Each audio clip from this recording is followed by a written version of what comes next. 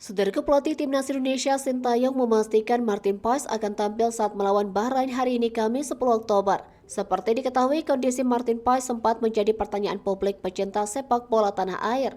Kiper yang bermain untuk FC Dallas itu sempat mengalami cedera tangan beberapa hari jelang bergabung dengan Timnas Indonesia.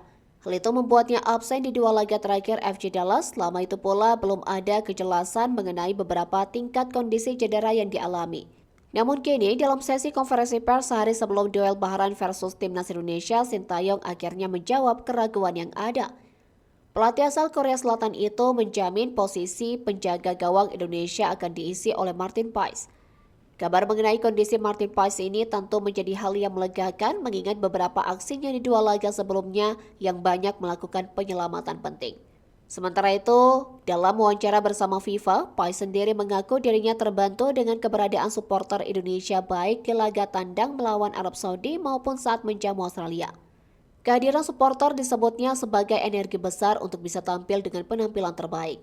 Lebih lanjut, bicara soal peluang Indonesia ke Piala Dunia, kiper 26 tahun itu mengungkapkan optimismenya. Di dua laga sebelumnya, Indonesia berhasil menahan imbang tim sekaliber Arab Saudi dengan skor 1-1 dan 0-0 saat melawan Australia, dua tim yang menempati ranking FIFA jauh di atasnya. Dua laga awal membuat posisi keduanya di tabel klasmen hanya berjarak tipis. Bahrain yang menang sekali saat melawan Australia 1-0 dan kalah 5-0 dari Jepang mengoleksi 3 poin. Sedangkan Indonesia memiliki 2 poin dan kini berada di posisi keempat satu tingkat tepat di bawah Bahrain di grup F.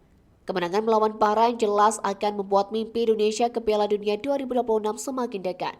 Jika timnas Indonesia mampu mencuri poin penuh dalam dua laga terdekat melawan Bahrain dan Cina, maka peringkat timnas Indonesia bakal naik dan peluang untuk lolos ke babak berikutnya terbuka lebar.